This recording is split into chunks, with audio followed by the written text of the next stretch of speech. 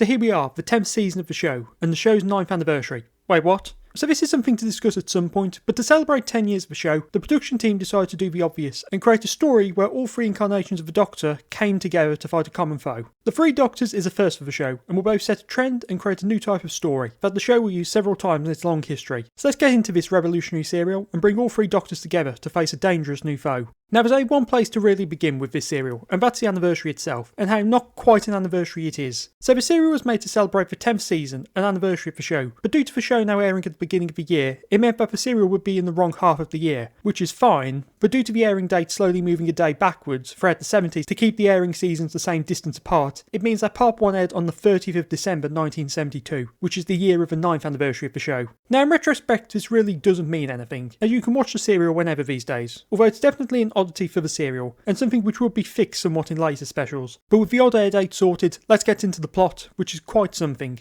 So due to the production team wanting to bring all three Doctors together, the plot had to be big, but still made on a tiny budget, which means that a lot happens off screen. There is some action, but for the most part the serial really likes having people standing around and talking, which sounds bad until you realise that a decent chunk of that talking is the Doctors arguing, which is classic. Let's get into the plot itself now and begin with the villain, who turns out to be a Time Lord. This Time Lord is revealed to be one called Omega, but we'll cover him in more detail later. So Omega wants revenge of the Time Lords and is draining all of their power away, forcing them to have to unite the three Doctors to stop him. So it's a relatively simple plot, and it doesn't really get more complex as things go on, as the plot is mostly revolved around the multiple Doctors getting something of some substance to do. It's a surface level story without any sort of commentary, which is something which is quite rare for this era of the show. But it doesn't really matter, as while you're watching, you're not really paying attention to anything like that. Let's talk about the Time Lords first, as they play a bigger role than usual, as they are the ones who get the plot moving by uniting the Doctors. While the serial does feature the Time Lords more heavily than any previous serial, it doesn't really expand on them, with them being quite similar to how they were presented in their brief scene at the start of Colony in Space, being less the omnipotent gods and more so down to earth. This doesn't necessarily take away from them too much, but it makes the Time Lords somewhat boring when compared to how they were originally presented. There isn't much to say about them beyond that, as they are kept somewhat in the background, with them mostly discussing the power drain and filling us in on important details, but having the Time Lords in this weakened position does play a big part in making them feel less like gods. There is some expansion on their rulers with the introduction of the President alongside a Chancellor, who interestingly is played by Graham Lehman, the same actor who played one of the Time Lords who was at the Doctor's trial at the end of War Games. While the serial doesn't connect these two Time Lords, canon would like to make them the same character. Beyond that, the Time Lords don't add much else to the plot, so let's move on to the villain himself, Omega. So Omega is a very interesting character, if a bit overplayed. While the show was quite against exploring the Time Lords up to this point, this serial gives the audience a lot through Omega, about the origins of the Time Lords. This is a big thing for the serial to explore, and it only scratches the surface by explaining Omega's place in establishing how the Time Lords got their power. This backstory is interesting, and the serial doesn't delve too much into it, just enough to get the audience interested in who he is, and what the Time Lords were like before they were Time Lords. Omega himself is compelling due to how he sees events compared with the Time Lords. He sees himself as someone who should have been a god, something he technically is within the serial, but as someone who has basically been forgotten by his people. After all this time trapped and alone, he's basically gone mad, and that makes him insanely dangerous, as he can snap at any moment. This lack of self-control and habit of exploding with rage, combined with his godlike power, makes him a force to be reckoned with. On Omega's power, that comes from the world he inhabits, the world of antimatter, which during his imprisonment he has learned to control. This gives him the ability to create or destroy anything within his realm, and eventually be able to send antimatter to our world. This does make him an extremely dangerous opponent, but the serial does restrict him, and prevents him from really showing off his abilities. There is a confrontation between the Doctor and Omega which ends in a weird fight between the Doctor and some creature that comes from the darkness of Omega's mind, with this being a representation of a battle of wills, instead of Omega demonstrating his power over his world. This is the biggest disappointment of the character, as it makes him just a shouting man by the end of things, although the performance and the dialogue is strong, which does help to hide this at times. The design for the costume is great, as it really stands out against the rest of the Time Lords, while still having similarity to it, making it feel like an older version of what they wear. Plus the unique helmet is very awesome, even if restricting, although his desire to seemingly make the world of antimatter into a chalk pit is funny. Omega is played by Stephen Thorne, who previously played Azal in The Demons, and I think it's a better performance here than it was then, although that could just be the presence for the character.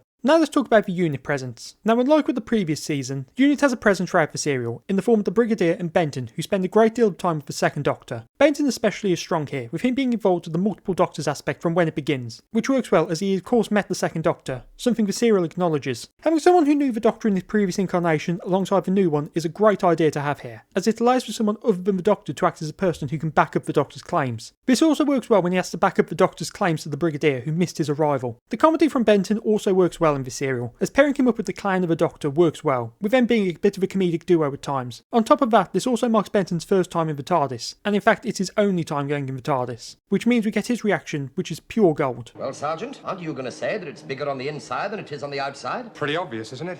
Anyway, nothing to do with you surprises me anymore, Doctor. A bit of a change-up, and it works well with his usual comedic side, with his reaction being more restrained, alongside working into his friendship with the Doctor, as he's somewhat used to this sort of stuff. It's somewhat incredible to think that Benton nearly didn't have this big role, as originally Yates was in this position, but Richard Franklin wasn't available due to other commitments, and so Benton was moved up to his place. I think this works far better though, as this history with the Doctor works for Benton, and this would have been lacking with Yates, unless they attempted to pretend that he had met him, like with him being retroactively involved with the events of Spearhead from space. The Brigadier is similar in this regard, as he also has a history with the Doctor, and that makes him reuniting with the previous incarnation quite funny, as he doesn't believe it's him, and thinks that he's just changed its face again. There is a lot more comedy with the Brigadier than normal, with him getting many quotable moments because of this, the most notable line being, "I'm fairly sure that's Chroma." This humour in some ways detracts from the Brigadier, but he gets plenty of moments where he's in command or trying to take charge of the situation and deal with things logically, although that doesn't tend to work due to the situation they're in. We also get his reaction to the TARDIS, in which he isn't that surprised and tries to rationalise it by thinking it's some sort of illusion with mirrors. The setting of the serial makes him a bit underused, as he can't command troops throughout, but when he is trying to command the situation and things work out for him, it's great.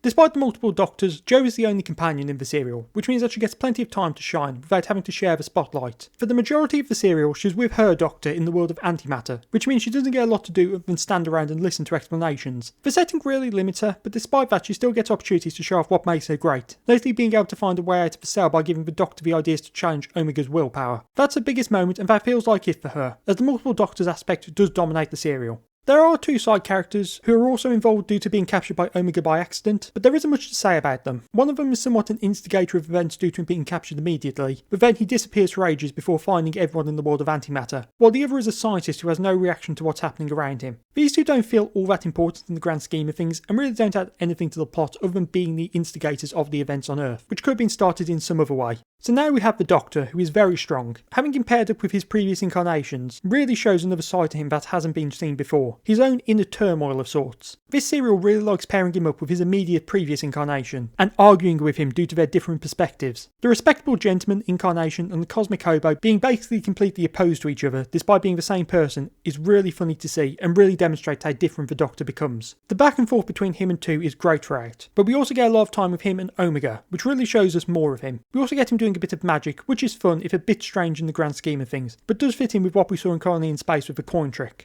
Now the Doctor, who feels just as great as when we last saw him. Despite the several years removed from the role, Troughton fits back in effortlessly, with there being a lot of energy coming from his performance. His arguments with his next incarnation are great as mentioned before. He spends most of his time with the Brigadier and Benton, as he remains on Earth for longer, which while it does take him away from the main bit of the plot, does allow the others to remain in things longer, which is good for them. Plus the scenes as he tries to fight the powerful organism thing are great. And yes, that's what the blob in the serial is called. Well, some kind of powerful organism thing. It doesn't take away from this incarnation, instead gives him more time to be his playful self, alongside giving him the chance to have a one-on-one talk with his predecessor. These scenes are great as they do a great job of showing what it's like as the middle incarnation, but one big scene I want to mention is this one. Careful, Jerry, baby. So despite this line and act being associated with another Doctor, this was the first use of this iconic line. Quite interesting and something we'll come back to in time. Finally, the Doctor, who is in an odd position here. While it's great to see the first Doctor again, it's very obvious that his use in this serial is quite restricted, and this decision affected the entire plot. Originally, the three Doctors was meant to have the three Doctors as a united force, but due to Hartnell's health, this wasn't possible. As the story goes, Hartnell was contacted by Letts and agreed to do it, but his wife upon hearing this called up the production office, explained the situation and that he was having a good day at the time. This led to a new script being written, which turned the first Doctor into this figure who is only partly involved. The big change would cause the Doctor to be trapped when the Time Lords attempted to summon him, and so he could only give advice on occasion, this being achieved with pre-filmed inserts of him, with his dialogue being read off of cue cards. This limitation doesn't really hurt the first Doctor though, but at the same time it is somewhat disappointing, and the biggest criticism of the serial, that it's more like the 2.5 Doctors, but at the same time, this fits with the first Doctor quite well, this commanding and wise presence in the background. It ends up feeling a lot like his final few serials, where he was quite restricted, and while they were never as great as his earlier ones, due to this, it still feels natural for this incarnation, instead of running around a quarry. It in some way strengthens this incarnation, as he can be this force in the background instead of at the forefront and still feel powerful. And his final line is a perfect send-off to this incarnation in his final performance. Yes, well, the party's over now.